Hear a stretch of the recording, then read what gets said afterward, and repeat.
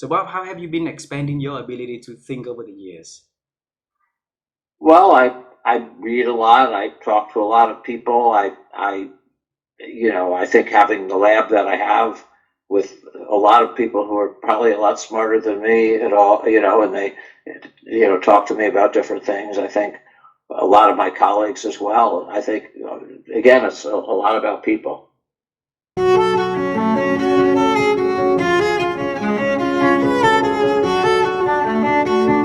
Sion, how have you been expanding your abilities to think over the years? Oh, that's really interesting question. Expand ability. I don't know. I've never thought about in that way. I just whatever I needed to do, I just try it. Whatever situation I should push more, then I push more. And I'm kind of like an adaptable person, and depending on the situation, I try to adapt to that situation and do something rather than the complaining about it. Because if something happens, some people just complaining and do nothing, and it doesn't help at all. But my case is whatever better things happen, try to adapt the situation and solve the problem rather than the complaining, because we don't have any energy to waste to complaining or mad at that. And I really want to use my energy more like a productive way rather than the wasting way. So yeah, that's the one of the kind of expandability and checking the situation and checking the resource, what I can take advantage of, what I can use of. And yeah, more like a yeah, sometimes I'm too cold because some friends of mine said that, and you are way too cold, and then just thinking about the situation and analysis the situation and then try to find a solution. But someone should do that. At least one person should do that to make it things going. Yeah, if everybody's emotional and then nothing happened. So of course, some people who is way too emotional, they support me emotionally. They support me psychologically. I feel so appreciate that. So I don't even complain about that. So every single people has their own ability and their own capability. So I believe world is kind of doing the 1,000 pieces jigsaw puzzle. So somebody should be the corner, somebody should be the in the middle, somebody should be the side, and then we try to find how to work together and then make a big, huge, beautiful kind of photo of the jigsaw puzzle. So I'm that kind of people who do the corner with the analytical thinking and solving the problem. And then my friends is an emotional supporter who's crying and smiling and supporting even if totally non-functional.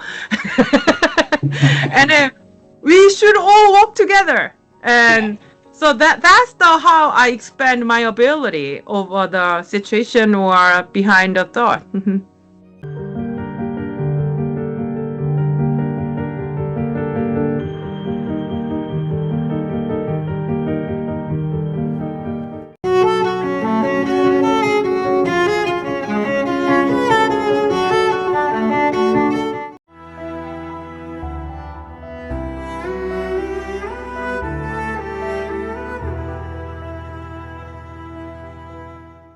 The question we have for you is how have you been expanding your ability to think?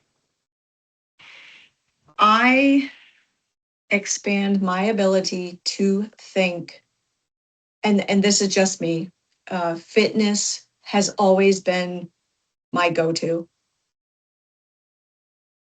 When I'm in the middle of a workout, today I was hanging from the dip bar. My shoulders were burning, my abs were burning, everybody was dropping from the bars. And I'm like, no, Amy, you're not going to drop. You're going to, yeah, it burns, but okay, let's focus on this. Let's keep your legs moving. Let's focus on momentum. Let's focus on a specific count. Let's focus on whatever. I take what I learn about myself and my ability to push through. I take that and expand it into my real world. So I'm sitting here today and I have 9 hours of work. I'm tired. I want to go home. I don't want to be here, but I break it down into piece by piece. I'm working on this for this patient and this little girl, and she needs a prosthetic leg. And that right now is more important than my discomfort or my wanting to go sit on the couch. I'm actually doing something and making a difference in the world. I will take my ability to figure it out in some of the most harsh conditions, physically and mentally, and then apply it to the rest of my world. Mm. And to be honest with you, with the work that I do, I'm the director here at A Step Ahead Prosthetics. I am constantly evolving and taking my thought process to a next level, because with prosthetics, you're always having to fight the insurance companies. You're always having to fight denials, where people who don't wear prosthetics, you have to try and get them to understand what it's like to wear one for the rest of your life, need one for the first time. So I will say, because I stay active, because I'm always traveling, whether it's getting on the train, going into the city and doing a race for a day and coming back out, or flying, I'm always in different areas doing different things, which you have no other way than to um, expand your thinking process, expand your learning process. But staying sedentary, I think, closes that learning aspect, and it closes the bubble around you. So the more that you can go and do and be, the more that you dream, the more that you want, and then you have to figure out how to get it. Yeah. So you're constantly evolving. Um, you're meeting with these amazing people, and you're taking their thought processes to do the amazing things that they do and applying them to your life. And that's the exact same thing. You're meeting someone and you're saying, wow, that's a really good lesson, and I could apply that to my life. I'm using fitness, sports to create that feeling in me that then I apply it to my life.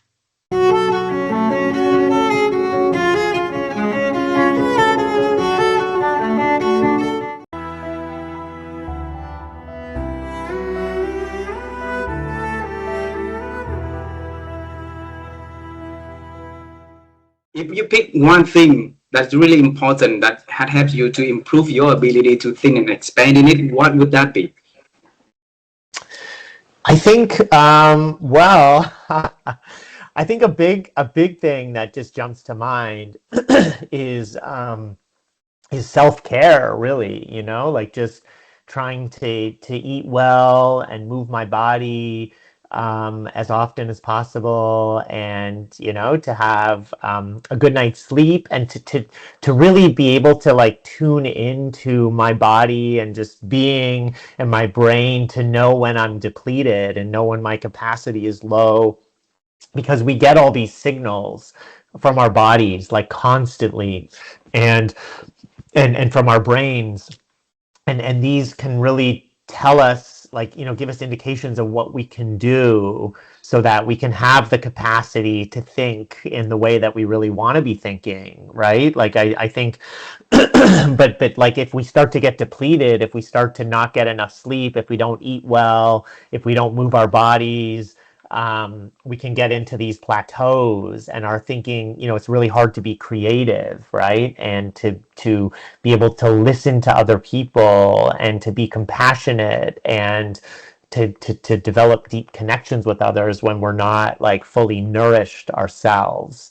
And so to me, that's something that to me, that's like the ultimate for thinking, is to get in touch with like which foods are really, and actually there's a breakfast that I like to eat most days, that I think is actually really helpful, and it just like, there's a lot of protein, and there's omega-3s, and and I think like there's walnuts and blueberries, and there's oats, And this breakfast actually was written up in this magazine GQ. If so, you can actually go and find my breakfast. They did like a story on it, like brain boosting breakfast. But I mean, to me, that's important. There's certain foods that actually help us think better, and most recently, I think like omega-3s are actually something that have been deeply on my mind. It's in fish and walnuts and algae and things like that. So it's like I just tuned it. Like I feel like being tuned into your body and your brain. And people wear devices like rings and watches and things to monitor sleep, and I think that can be really helpful. But we also I think we shouldn't forget that our bodies are also giving us signals, and we don't necessarily need the technologies to tell us when we're depleted. And I think the more we can tune into our intuition, our core kind of wisdom, it can really be an amazing compass and guide in our lives to tell us what we need to do our best thinking, and to be able to have the capacity to listen deeply and connect deeply with others. Wow.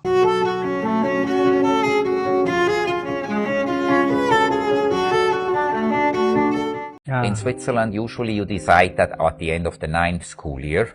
So we were a little bit in a rush to find a future for me. My timing wasn't exactly good. So I also had to decide something to do right now, So the idea was actually for me to go to the hotel management school. And maybe through the hotel management school then to do something like work for the Red Cross. Red Cross. Right. You see, people working in the hotel management school, many of them afterwards are actually not becoming a hotelier. Oh, really? So they go to work for the United Nations, they go and work in diplomacy, they go and work for NGOs, because they have skills such as working in a multicultural environment, speaking with different languages, they learn calculations, they learn logistics, they learn hygiene and organizations, and these are all skills which are highly, highly in demand for NGOs. Yeah. And Switzerland, Geneva, is after New York the second headquarter of the United Nations. Yeah. And with this you have all these international NGOs there trying to do some lobbying, right? Yeah. So that was originally a little bit my idea. So when I wanted to go to the hotel management school, I obviously had to ask my parents to pay for it, and they basically said no. What? And they said, you need to learn to work. Number one, Andre. So we're not going to pay you just the hotel school that you're one of those kids going to school. We know many of them, right? And number two, they said, look, Andre, whatever you want to do, you have leadership in you. You are an alpha. Wow. And with this, you need to lead people. You cannot lead people if you don't understand them. And Who say that, Mom? My father mainly, but my mom was on the same page. And in order to understand them, you have to be one of them. Wow. So they said, you go and learn a job. You want to go to the hotel school, first you become a chef, or a receptionist, or a waiter, whatever, you go and learn. You earn 50% of the money yourself. When you have a proper job in hospitality, when you have the 50%, we give you the other 50% to go to the hotel school. Wow. So I was forced to find something, and I decided to become a chef. Yeah. So at that time, I wasn't an enthusiastic chef. I was more like, okay. But over time, and because I had the right teacher, I started to love being a chef. I got my passion to be a chef, and I made my way through this, yes. But the point is this, because I was a chef, I was together with other employees, sitting there, living there, sleeping in the bedrooms where 6 employees sleep together and all that. I really, really deeply understand how a rank and file employee thinks. And this is something which is deeply in the roots of the Swiss system.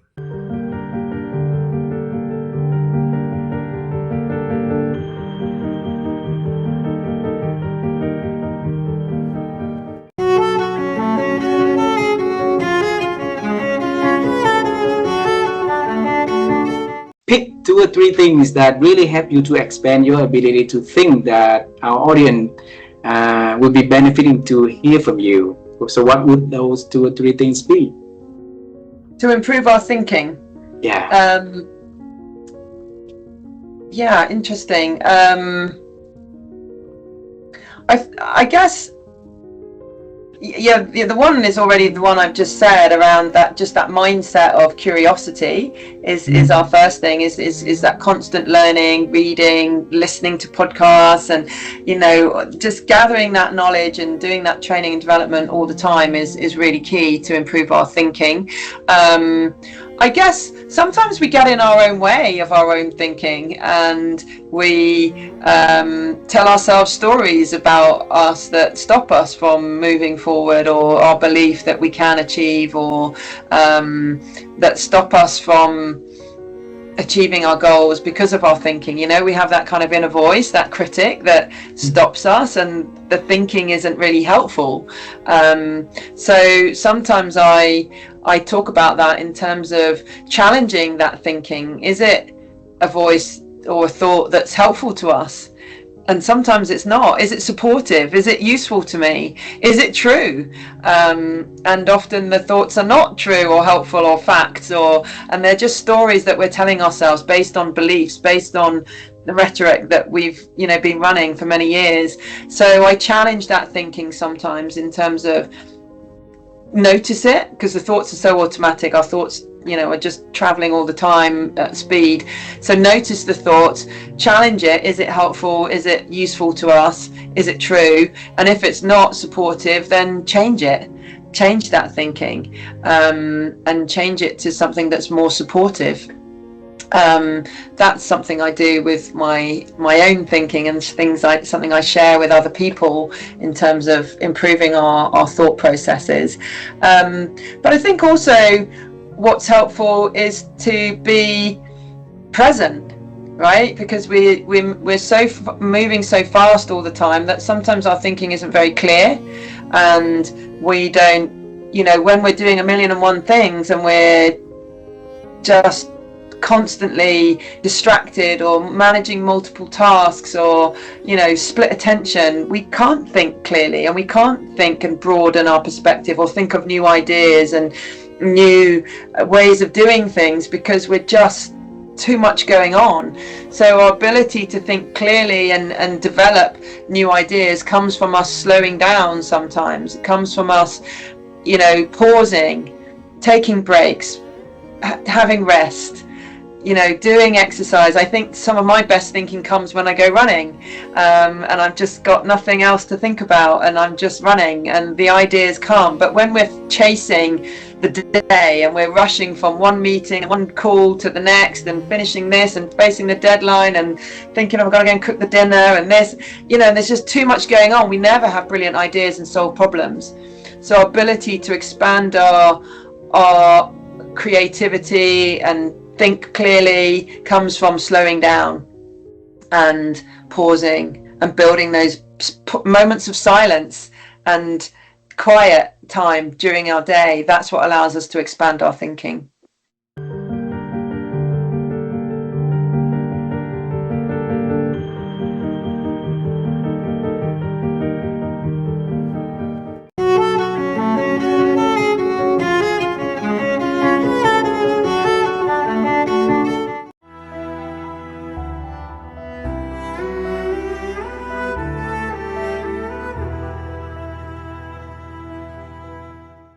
How have you been expanding your ability to think over the years?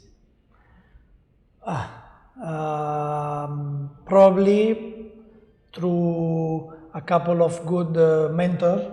I will not call them boss because I don't like the word. I call them mentor. I have a few of them which they help me a lot in the job itself, and also in how you have to control your emotion. Because to be emotional in this kind of job several times, it will not help you. So if you react to everything is happening to you, it's not going to help you. So you need to first, okay, calm down. Let me understand why it is happening.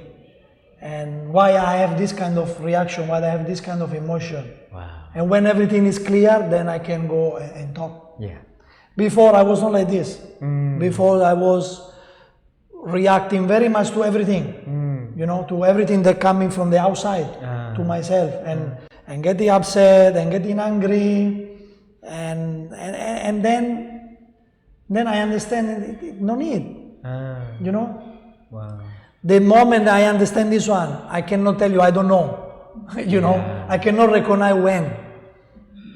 Probably my mind and my way of thinking, of course, changed throughout the years. But then I learned to receive what is coming from the outside. Okay, keep it and analyze better. Rather than give an immediate reaction.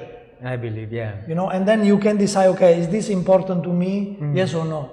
If not important, then leave it. Don't take it even in consideration. If it's important to me, okay, what can I do?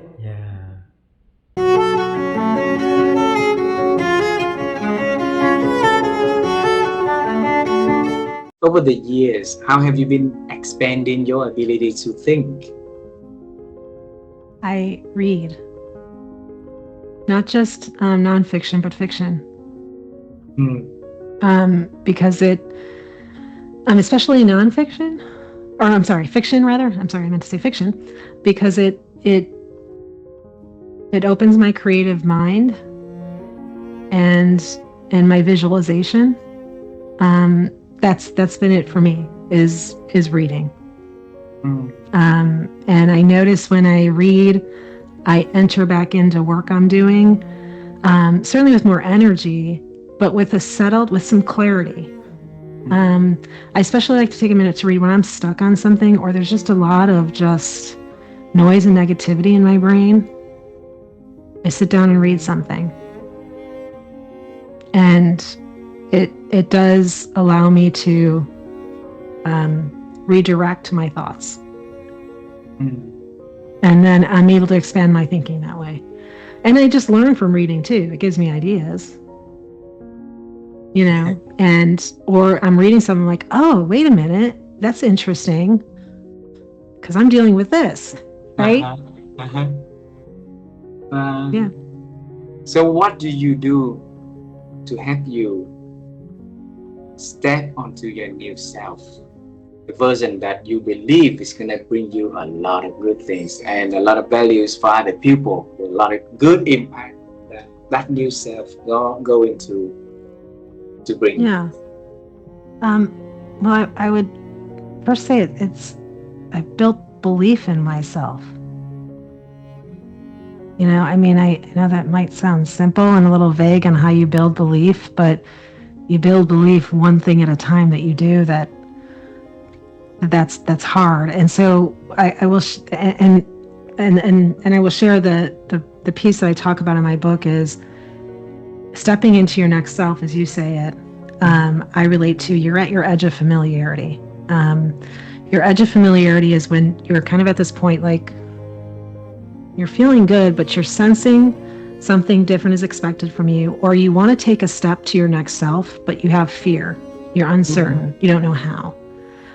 And, you know, growth begins at that edge. And we don't grow unless we cross that edge, unless we cross that moment. And that only happens when there's belief in yourself, not just belief that you can do it, but belief that coming out the other side, whether it works or not, you come out a stronger person. And so I've been, you know, as I think about that, it just reminds me of that place where I'm often at my edge of familiarity and I'm just hesitant to take a step. How do I remind myself of the belief in what I'm doing? Wow.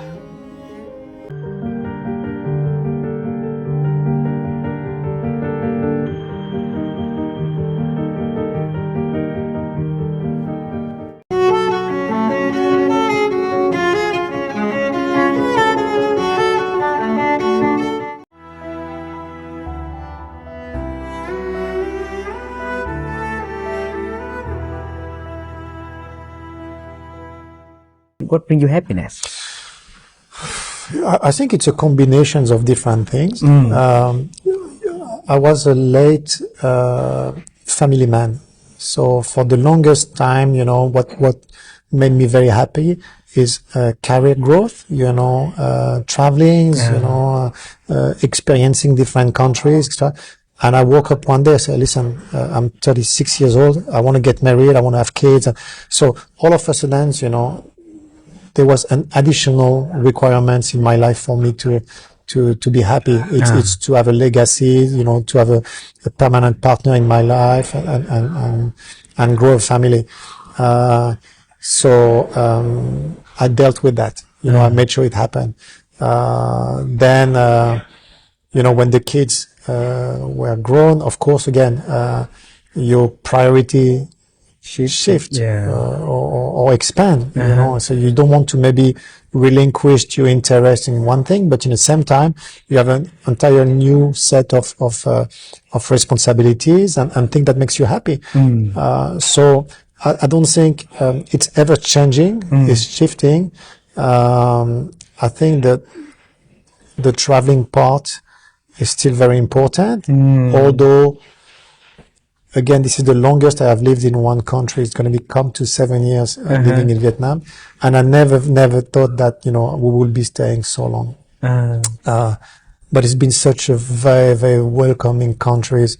The warmth that we receive from the Vietnamese people. And I mean, face it, you know, Vietnam and central Vietnam specifically, the food, the landscape, the people, the weather, for me, this is a piece of paradise. And as an hotelier, I want everybody to know about it. And on a personal level, I don't want people to know about it because I want to keep it for myself.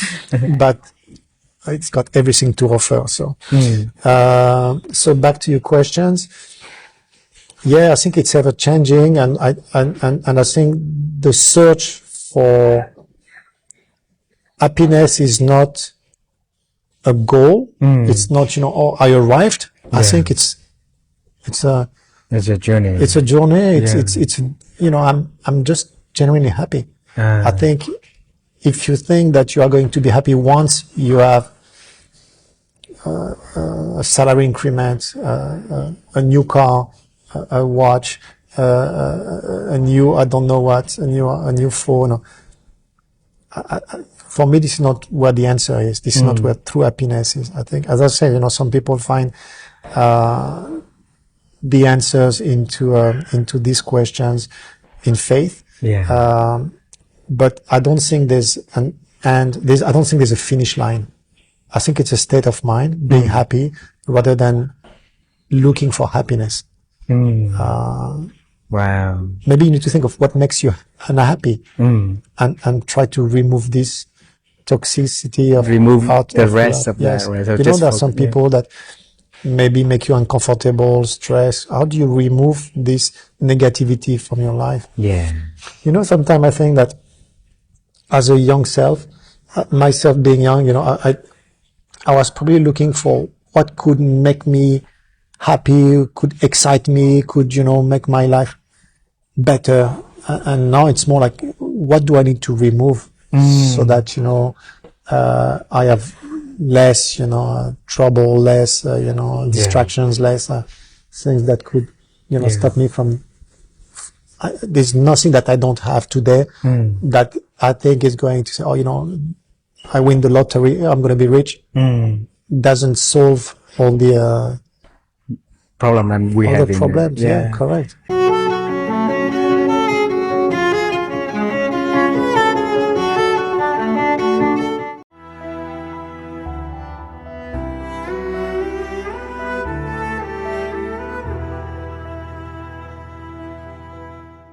How have you been expanding your ability to think?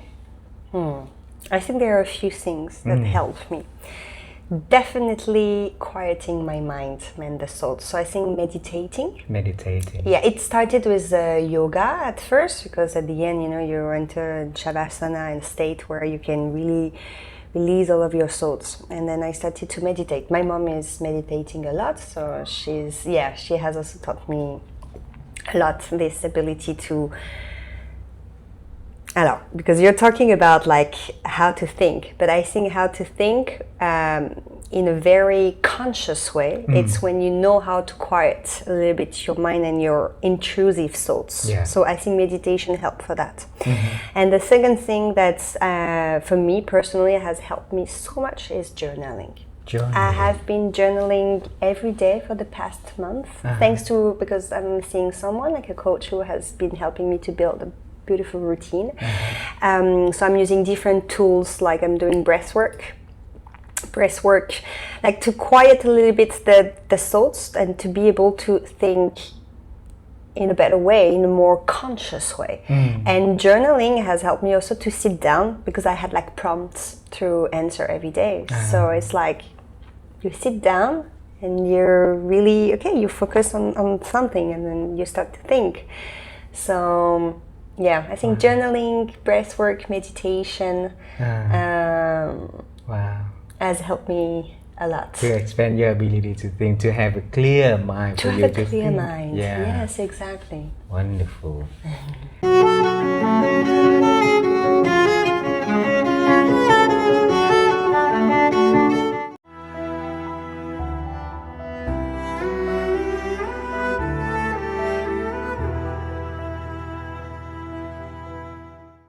So, Bryce, how have you been expanding your ability to think over the years? Well, first of all, I love that that is your and your wife's mission, because, to me, thinking is the most important and essential skill that we need as individuals and as a species in order to live our lives to their fullest, and in order to address the challenges that we have that confront us all as residents of this planet. People have often asked me, the question of, if you could tell people one thing, what would you tell them? And the answer that I always give is think.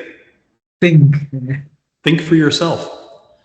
And that is such an important and essential skill. It's an important and essential quality. And the answer to your question about what I have been doing is, well, I mean, that's been the focus of my work ever since 2017, when my most recent book, Red Teaming, came out. Red Teaming is about teaching people how to think more critically, how to challenge their assumptions, how to think three-dimensionally about problems, and how to make better decisions, particularly in situations where it's impossible to know the right answer ahead of time, because things are too complex, the situation is changing too rapidly. Conditions like we live in today. So what I have been doing to improve my own thinking is, first, obviously, before I wrote a book on this topic, I was a student of this. I learned about this methodology, as I mentioned, that had been developed initially by the military and intelligence community, based on the latest neuroscience, based on the work of people like Dr. Daniel Kahneman and Dr. Gary Klein, both of whom I had opportunity to work with and study with when I was writing this book. And I started as a student of learning these methods, these tools and techniques for thinking more critically, for applying critical thinking, for thinking more expansively. And then, since the book came out, I've continued to refine these tools and techniques with my clients to help them think better. And in the process, that's improved my own thinking, which gets me to the answer to your question, which is the best way. Thinking is like thinking is the opposite of a razor or a knife. The more you use a razor or a knife, the more it becomes dull and useless. Thinking is the more you think, the more you use your brain, the more you think, the better you get at it, the better your thinking becomes. So it becomes a virtuous cycle. So what I teach my clients is that the more you challenge yourself, the more time you're willing to spend thinking, I don't mean spending time avoiding a decision, but I mean just spending time thinking things through. The more effective your brain becomes at problem solving, at putting together complex pieces of data from different sources and drawing the best possible conclusion from that. And so the biggest thing that I do to improve my own thinking is continue to think. And that leads me to my motto, which is don't outsource thinking. Yay! I took a screenshot for that. Yeah. Yeah, because what most people do, unfortunately, especially today in the age of AI, is they're too quick to let others think for them. See, in my mind, I'm not against AI at all. I think AI is an incredibly powerful tool if we view it as a tool. So to me, artificial intelligence is like an Iron Man suit for your brain. It allows your brain to do more than it could do without it. Like I can work with Claude and generate analysis and data rapidly. If I have curiosity, if I'm curious about, I have this problem in my business, I'm not sure how to solve it. Go out and find out what 5 of my competitors are doing and tell me, give me an analysis of what they're doing that's different than what I'm doing. And in 10, 15 minutes, I have that sitting in front of me. That allows me to think much more expansively and deeply than I could before artificial intelligence existed. And so I can make better decisions. But if I say, Claude, what I'm doing in my company doesn't work, tell me what to do, then I'm outsourcing thinking to something else. And maybe it will give me a good answer, maybe it won't. But what it definitely will not do is give me a new answer. Because artificial intelligence can only give us answers that people have already come up with. Because it's bound by what exists already that humans have thought of. Whereas if I use it as a support, as a force multiplier for my own thinking, I may come up with not here's the 5 things that my competitors are doing, here's the best one. I may say, here's what I'm doing, here's what my 5 competitors are doing. I just thought of a 6th or 7th way that none of these are, that's better than all of them. That's what I can do, supported by artificial intelligence, but with me doing the thinking. Similarly, you see a lot of leaders who pay McKinsey or Bain or Deloitte millions of dollars to think for them. Mm-hmm. And that's unfortunate because you know, the job of a leader is to think for themselves. To get input, yes. But if you outsource thinking, you're not developing the skills that will make you and your team successful. I had this conversation with one of my clients a few years ago. They had just signed a multi-million-dollar contract with Deloitte to do strategy development for them. Mm-hmm. And I told the CEO, this is a big, Fortune 25 company. I told the CEO, I said, let me ask you a question. I said, why did you just sign this contract with Deloitte to do strategy for you? He said, what do you mean? I said, you have over 300 people in your org chart who have the word strategy in their title. He said, yeah. I said, well, then either one of 2 things is happening. Either you've hired the wrong people and they're not doing their job, wow. Or more likely, I suspect, you're not listening to them. Instead of trusting your own people, you're hiring Deloitte because Deloitte puts its stamp on it and that makes it safe. But Deloitte doesn't know more than your own people do about what your strategy should be. What is Deloitte going to do? Deloitte is going to put a bunch of recent college graduates, MBA students who have no experience, to work developing a cookie cutter strategy that they probably already sold to your competitor. And you're going to pay them $12 million. Whereas you have these 300 people in your company who have been living, breathing, eating your business for the last 20, 30 years. They know exactly what needs to be done. And you don't have to pay them anything more than you're already paying them. You just have to let them think and then listen to them and make a decision based on what they tell you. And so again, that's why don't outsource thinking. Wow, beautiful. And how did that CEO respond? Deloitte lost a $12.5 million contract.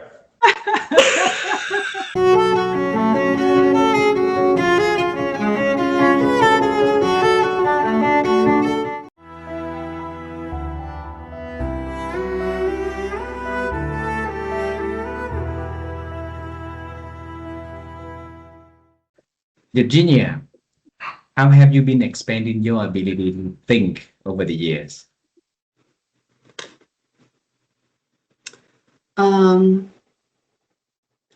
It might sound notorious, but I think reading good, difficult to comprehend books does help a lot. It's reading and reflection. It's that. It's the ability to, and also it's that, and you have to become your own best friend to be wanting to have that inner dialogue with yourself all the time, you know? And I've learned in a hard way how to be my own best friend. But that helps you develop your thinking skills a lot. Knowing who you are, knowing what your worth is, knowing what your values are. So reading is a hard skill. Getting to know yourself is sort of the soft skill, which is gained in a hard way though, right? Also, surround yourself with smart people. Well, because that helps a lot. Look for the communities where people come together to discuss, to talk, to share. So learn by observing. Yeah. That really helps. And I'm not talking now about the specific methodologies and the structures and the frameworks that are there to help people develop their cognitive skills. If we talk about thinking as a cognitive skill, right? And then the last but not the least is to ask questions. You know, encourage yourself and others. Ask questions, because that's where the thinking start. That's what thinking starts with. So ask question yourself, be curious, and encourage others. Wow. To be curious about everything. So I think these are the things that are very critical for starts thinking. But I think there is a fine line between kind of, thinking and rationalizing. Wow. Tell me more. So, Tell me more. and people have to know. And see, the thing is, there will be just my perception, and others may have it differently. So I don't want to impose my perception, my view onto others who I hope maybe, listening or watching this podcast, But I think everyone have to answer that question to himself or to yourself, When is that I think? When is that I, kind of rationalize, And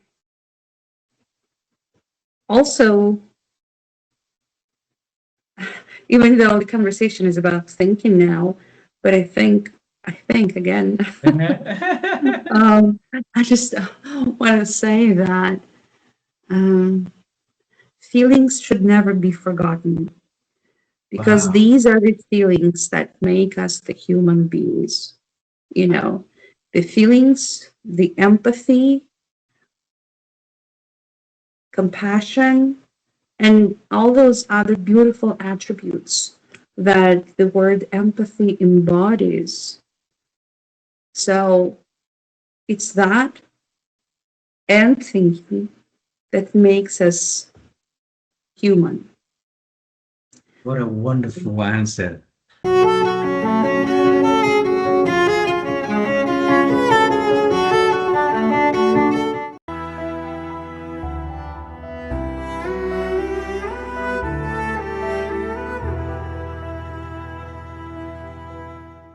How have you been improved your ability to think over the years? I think with more knowledge that you get, and the older you get more maturity, and you can analyze situations more rationally than that. Now I can see that that happens to me in my life as I've gotten maturity and more experience, and I can relate these experiences to my present experience and apply the lessons that I've tried to learn in the past. And I think life is a building block of experience and relationships. And I found now that since I've become a Christian and a follower of Jesus, I pray more about, Lord, what should I do? And where should I go? And how should we operate in our life and in our relationships? And I've never heard the voice of God in my ears, but I have these impressions in my heart. And so it's like God's spirit speaking to our spirit in our heart. It says, go this way. You have an inclination that you ought to do this. And when sometimes I miss it, but most of the time it works out. So I and Dottie and I we pray a lot about decisions and what we should do and where we should go and what we should say, and just all of these things that that make us one, if you will, with God. And so it's been an exciting journey for the last 40 years or so. And, so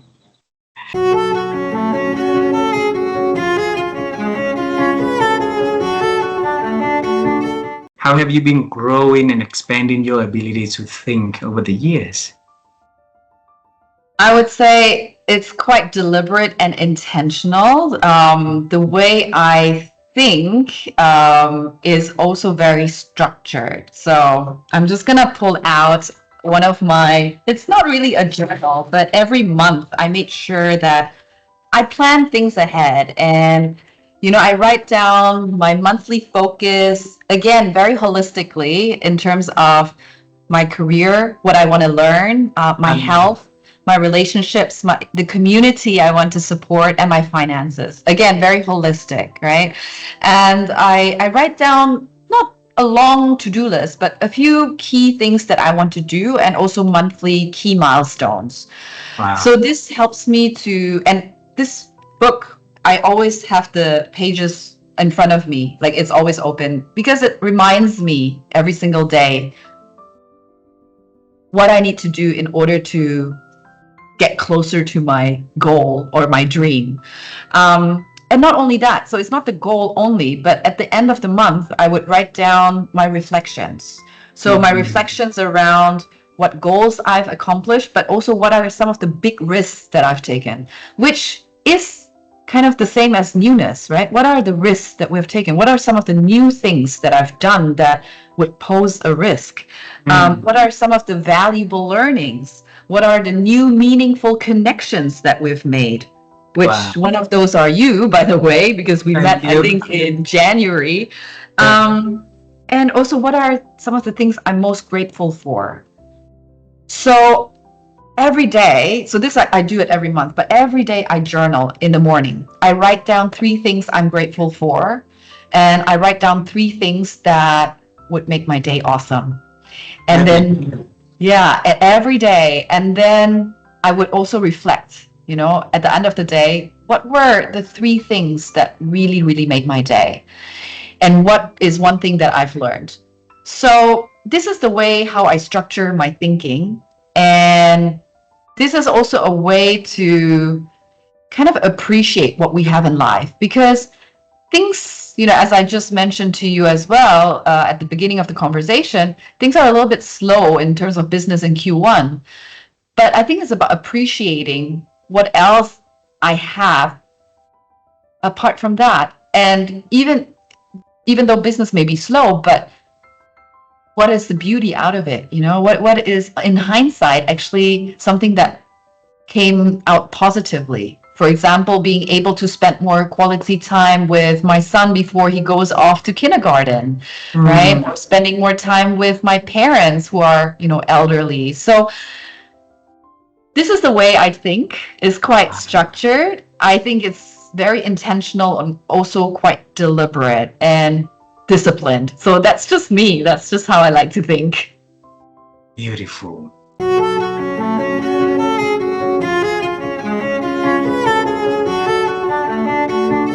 How have you been expanding your ability to think, Simon?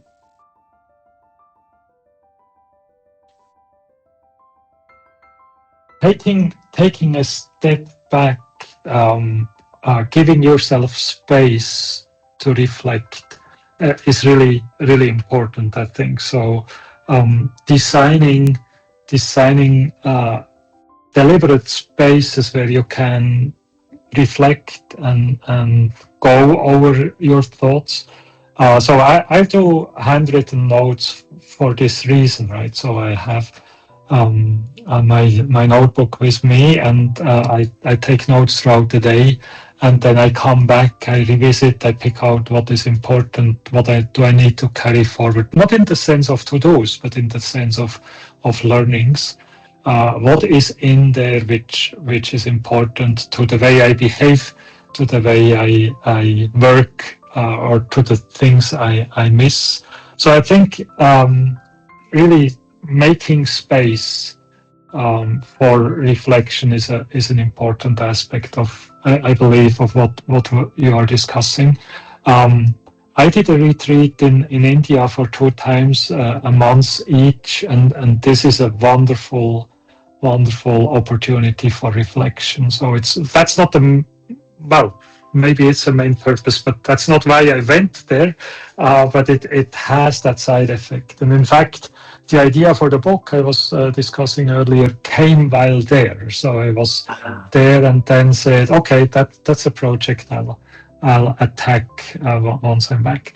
The other thing I mentioned before is this reflection in writing. So really trying to explain something to someone else in simple terms helps me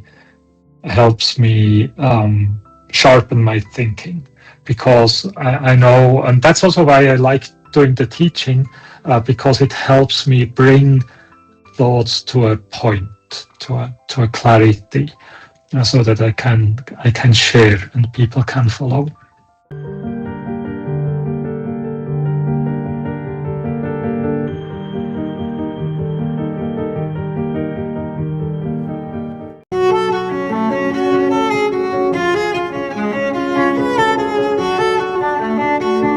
Christine, how have you been growing your ability to think over the years? That's a great question. I know for sure I've been pushing myself to be in situations with people that are different than me, but like try a new interest group, or experience something that I might not normally be that interested in. And I'm going to go back to my doctoral program just for a moment, because that's another example. We had a class on diversity, and that totally changed my life, this one class, because I realized I had such a very narrow framework of the world, and I'm a person of privilege. I'm a white middle-aged woman, and I got to see the lived experience and hear the lived experience of classmates who are many whom were people of color. And I realized I had got to be aware of my own limitations, my own biases, and continue to push the envelope. So doing things that I normally wouldn't find necessarily, oh, why would I do that? But now trying more and more of those kinds of things. And that example of that diversity class is the most powerful example I can give you. And even a silly little example, I love fiction, novels. And I was in a book club not that long ago where the person who got to choose the book chose a short story anthology. And I was like, oh, I hate short stories. They're so short. And I'm not going to like this. But I realized, no, you got to do what the other people are saying. So I read this short story anthology. It was great. It's wonderful. So I just have to keep reminding myself of what a limited view of the world I have if I only stick with what I know. Wow. And that, again, it does help me because I do like to be curious, but now I've realized I can't just be curious in a very selective fashion as long as it fits in my little box. I got to be curious about other things. That's why Vietnam is so exciting.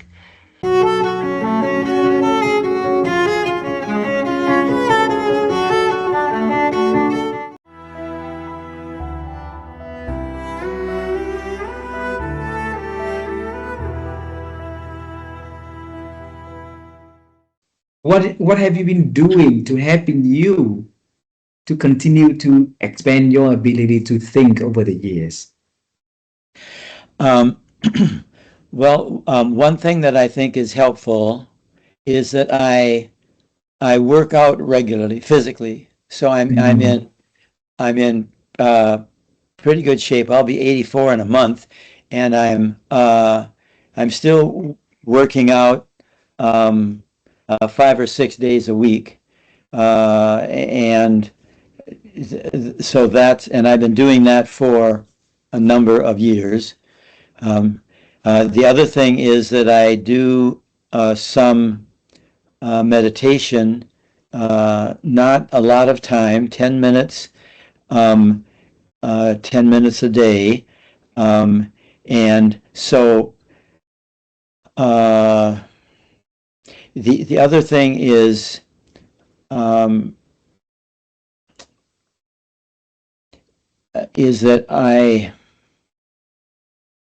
I'm just trying to think about what's regular in my life.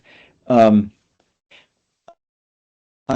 pay attention to there's a Richard Rohr's morning meditations that I read every day, and what I do when I read those meditations, they're wonderful. They're based on, they fit exactly with my book All, because he's a wonderful mystic, a Catholic a priest, and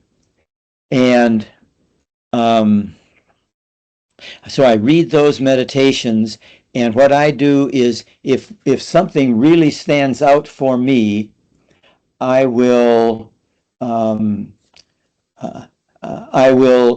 highlight it, and I keep a running book of quotes that come from, there's one quote within it's about, his meditations are maybe about a page long or so, maybe a page and a half of reading, but they're not real long, but they're every day, and I read them, and then there'll be one that just sort of stands out, and I think that one really moves me, and so it's trying to read as a resonant listener or resonant reader, what resonates for me, and I highlight that, and I put the date and that outlined in, and I save all the meditations the daily meditations. I just drop them onto my computer as an email. Just keep dropping them in. So if I wanted to see that whole email when I go through my book of quotes, then I leaf through those sometimes, and I say, oh, I want to go back to the whole context to see it. But that is a daily routine, paying attention to that, and I can share with you the meditation that I use that leads into my my 10-minute meditation, most of which is quiet. But the first couple of minutes, and what I do is I make I'll just walk through the statements with you. And what I do, though, I do it more slowly, but I do it with taking a couple of breaths between each statement. And so it goes like this. In this moment, I am not trying to achieve anything.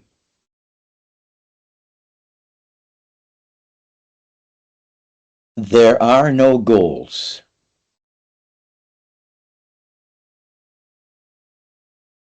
I am simply becoming aware of this moment.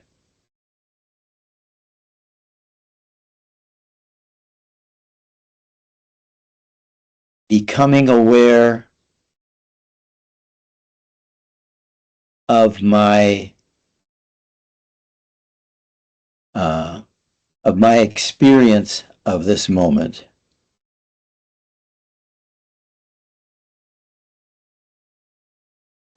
As thoughts, concerns, or judgments come to mind, I will let them go for now.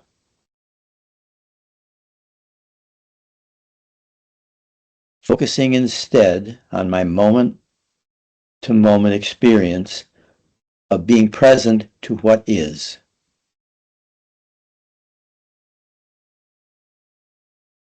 Divine unconditional love manifest in our universal interdependence.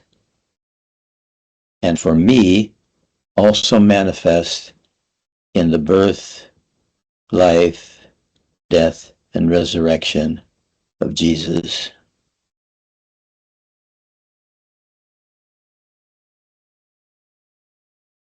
Amen.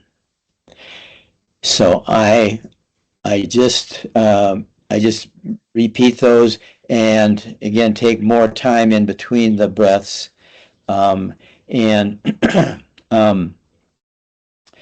then I just sit still for the remainder of the 10 minutes. It takes me a couple of minutes. Sometimes when I'm working with people I was working with a group of Catholics on bringing peace to Europe, and I was in Poland, and I did that meditation for the whole group as a beginning. And the polarity that I wanted to start with them, they were wanting to know about how a polarity lens might be useful in bringing peace to Europe. And I talk about the polarity of being at peace and working for peace. And so that the importance of taking time to let yourself be at peace while you're also working for peace. So those are some things that help me. The other thing that helps me is one of my mentors, Jack Gibb, said that if we can see an individual or a team, an organization, or even a nation state, if we could see them completely, love would just be a natural byproduct of the seeing. Wow. And so I think that a polarity lens enhances our capacity to see another person more completely, or another organization or nation more completely. So it enhances our capacity to love. And so that capacity to love, I think, comes from being loved, for sure. Being aware of being loved increases our capacity to love and respond to that experience of being loved. That's why divine unconditional love, the awareness of that, is so supportive. And another thing is to work with the assumption that if I could see others completely, love would be that result. And then I can be more intentional about attempting to see others more completely. And so it's a real gift. For example, your process that you have just engaged with me in an effort to see me more completely by letting me tell my story, letting me talk on and on, is a wonderful expression of love. To engage seriously as you have and lovingly in wanting to see me more completely. That is about the most loving act that you could do for me, and I appreciate it very much. Wow.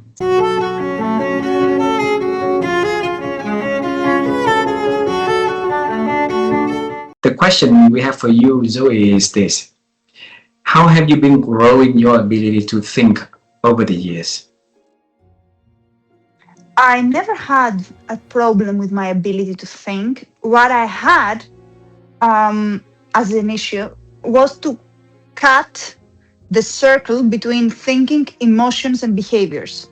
Like, that was the real challenge for me. I could always think, but that doesn't mean that what I would think would also cause the appropriate emotional reaction or the appropriate behavior. That was the real challenge. Like, for example, like I said, I was very impulsive, and that also comes with ADHD, but it was also my personality, frankly. So I could think that maybe, for example, I shouldn't say that, but I could still say something that I shouldn't say. So it was more of a challenge to put my thinking into action than into my actual thinking. And what I did to change that is that I don't wait for my emotions to coordinate in order to do things. I do what I have to do because I think that that's what I trust my thinking more than my emotions, let's put it like that. Because maybe my thinking is, I need to prepare for this interview, let's say, but my emotions are, but I'm bored. I just want to have chocolate by the lake. So I'm not gonna let my emotions affect my behavior. I'm gonna let my thinking affect my behavior, and I'm gonna just go do the preparation, even if I feel like I'm bored. And then eventually, usually my emotions follow after a while. And the more I do that, the things that I'm supposed to be doing based on my thinking, the faster my emotions have become recalibrated towards that way.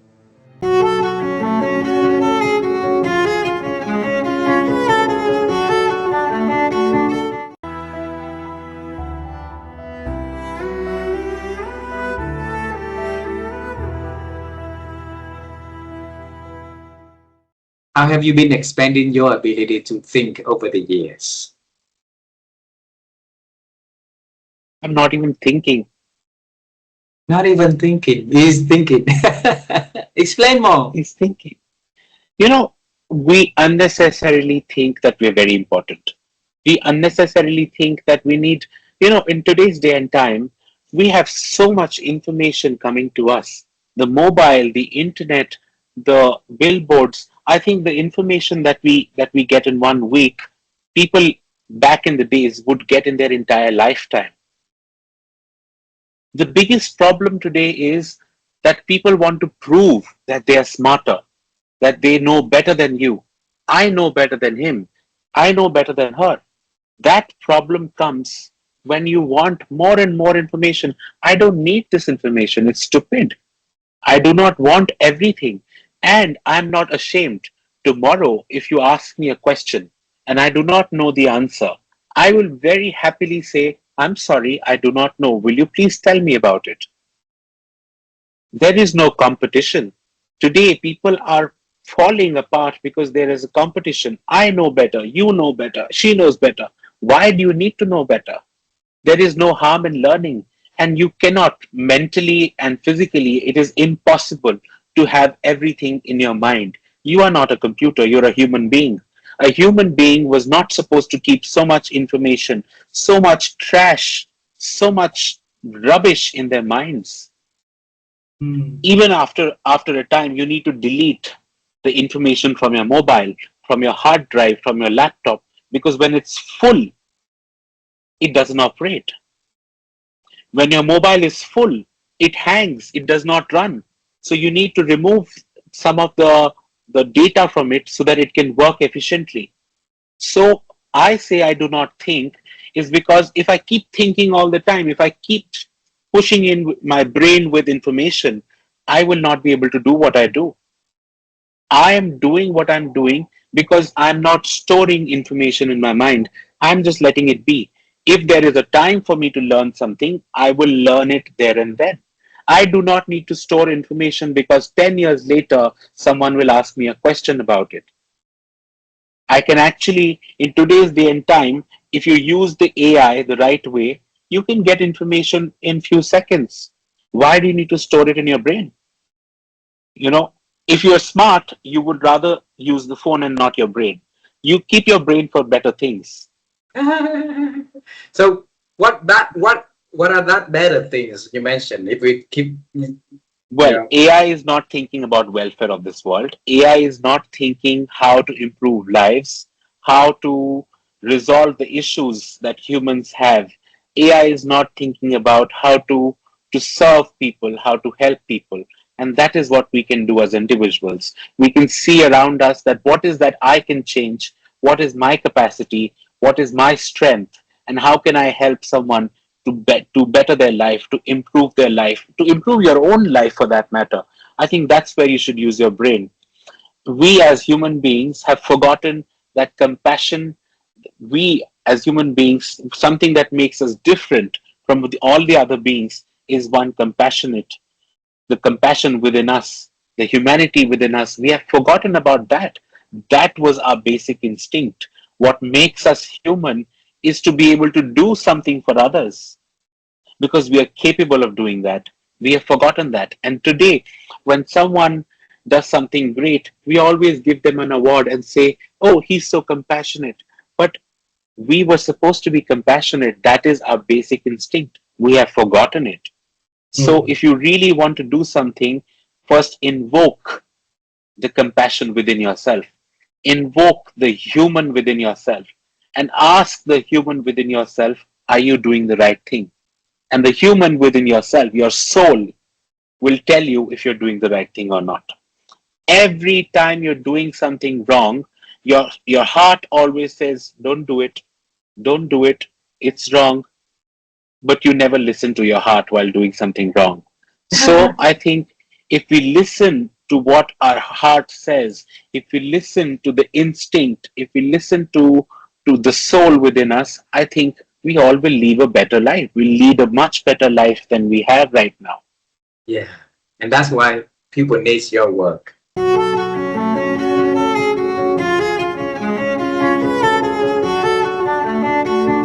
So the big question we want to ask you, Mark, is how have you been expanding your ability to think?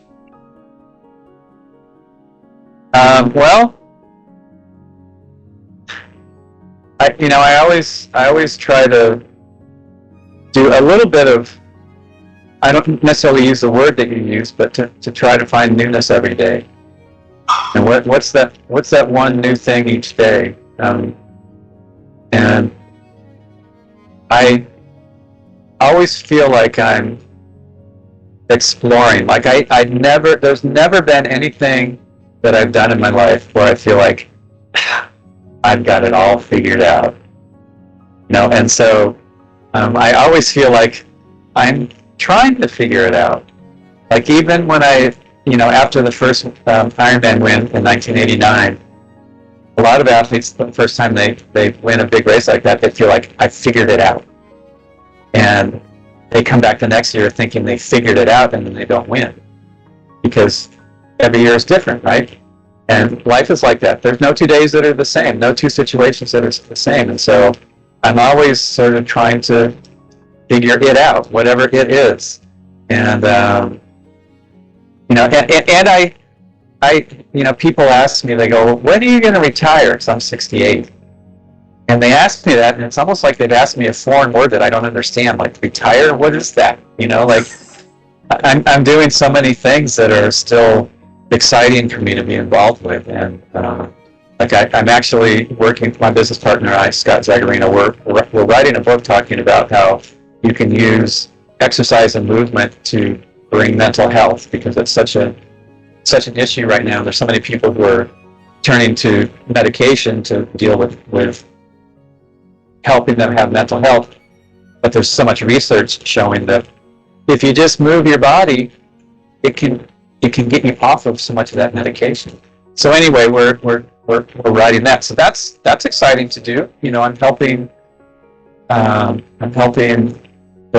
United States triathlon team that's trying to get to the Los Angeles Olympics to raise money so that they can do the training that they need to and have the freedom to travel and go to the races they need to, because that'll be exciting to have the Olympics in Los Angeles. It'll be the first time the triathlon has been contested on U.S. soil. It's never been raced here in the Olympics, so that'll be really fun. And then I'm that little thing that I wanted to do when I was a kid, travel. I'm still traveling it. In fact, the last couple of years I've traveled more than maybe ever. And that people go, does that get old? And it's not a black and white answer. Yeah, packing the bag, unpacking the bag, doing the wash, all that gets old. But every place I go and the people I meet and the cultures I get to experience and be part of, and to share stories, my stories with people in other places and their stories with me, that never gets old. That's super exciting.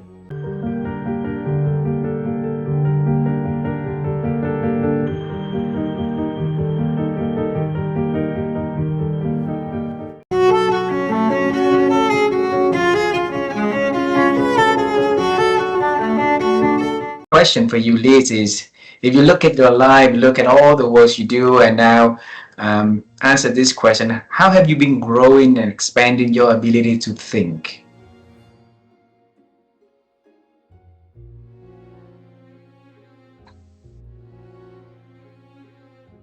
My growth in thinking is just an ongoing learning experience for me. I don't think that I've even got there yet, because everything evolves as you evolve. But for me personally, I personally think that I'm on this earth to be the best version that I could be of me. And even when negative things happen to me, I turn negatives into a positive. And I've always done that all my life. I take the knocks, but it never derails me from my mindset on how I need to be the best version of what I could be with the circumstances that I've got.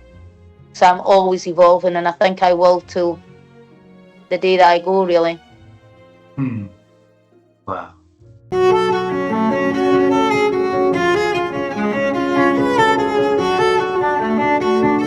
So how have you been growing your ability to think?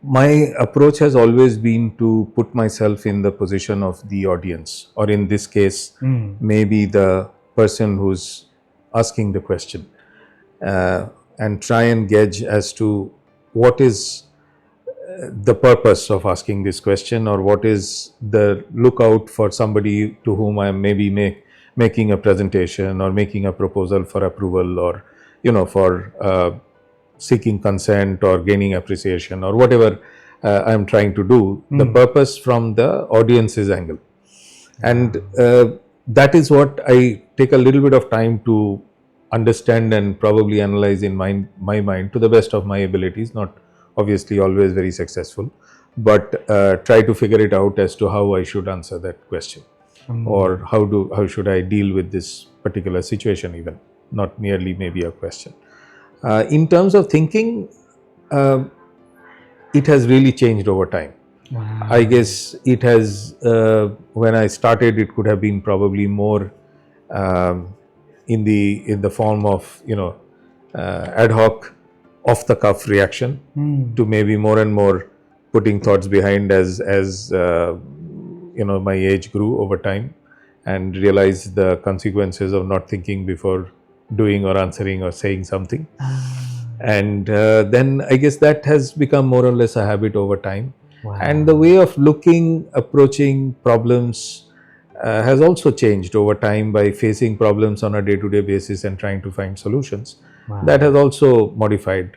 So one of the things which I personally think about always is, before you do something or answer something or act on something, the layers of analysis, in terms of what you call that layers of why, trying to figure it out as to what is the best way, and maybe try and understand the audience.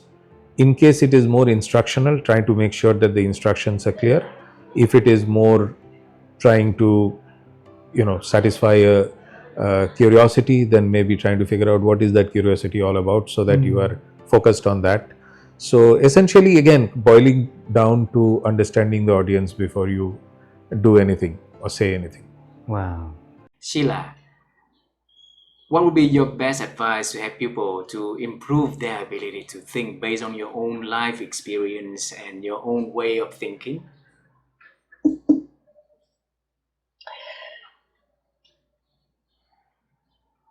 Have courage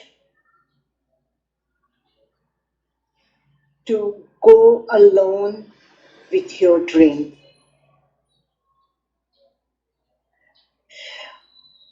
What do I mean by that?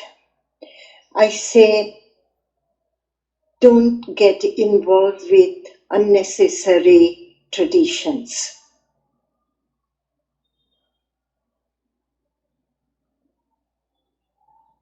Don't feel down or hurt when people talk nonsense about you, or don't engage in coffee clutch. Don't judge.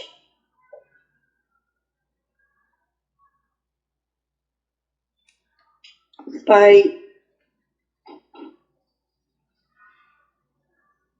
not judging, you maintain yourself open.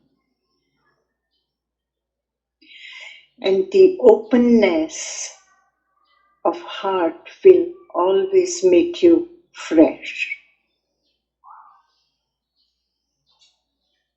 It will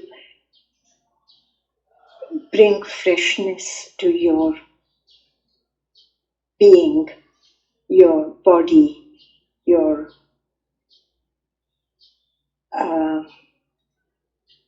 way of thinking.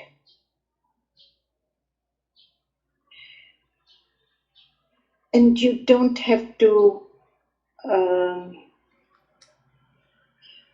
pick petty fights or arguments to prove your point. If you have a point, it will prove itself. One doesn't have to argue about it.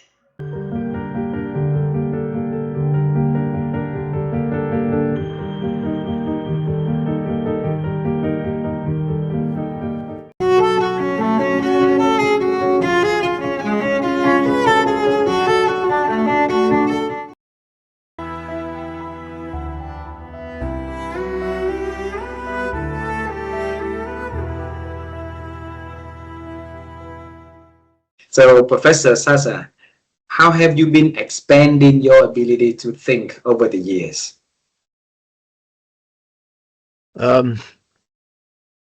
If I understood you correctly, I expanded my knowledge and my ideas and things like that. First of all, to be open to discussion. So dialogue which means you are talking, I am listening, I am talking, you are listening. Maybe we don't get along on all the topics, but if we understand each other, then it's much easier to find the topics that we understand together. To be good in dialogue, you have to be good in listening. People usually listen just to be able to answer.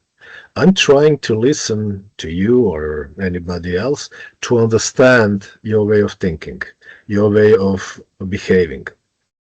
And this is something when I'm a good listener, first of all, I learn a lot about the topics and I learn a lot about the people. And that's something that I developed through the years, listening, to be in position then to ask right questions, because I listen to you and I know what to ask. And thanks to that, to know more about the topics we are discussing, and of course, to know more about you. And the more we know each other, the more we understand each other, then our relationship will be much better than if you speak, I speak, we're not listening, we're not sharing the differences. We are sure that we are the only right, that nobody else is right. And my suggestion to the people is try to listen more, try to understand more, try to learn more. As I say, maybe one person will not change the world. I don't have that ambitions, but if I meet at least 10 similar people, then my world is bigger. Their world is bigger. And as I said, I'm not looking this as that I will calm the sea, let's say. But if I manage to calm 3 or 4 meters of the sea, I hope that my sentence is okay, then I will be very happy. Now, because you're gonna meet you back there also, you're gonna have a word of wisdom from Professor Sasa now to that young little Sasa. So what is that you're gonna tell him about his journey, about the things, being responsible and anything? Tell him, share with us. If I ever meet, it sounds funny, but whenever I come to visit my relatives in my hometown, I usually expect to see smaller me, younger me, coming from the library with some books under the hand. So if I will have a chance to discuss with him, I think that I will just say, go on. Don't change anything in your life. Continue to learn. Maybe sometimes take good care about yourself, not about the others, but as I said, then this will not be my life. So definitely I will support him. I will bring his book, his heavy book, to home, but definitely I will only tell him, okay, continue and go on.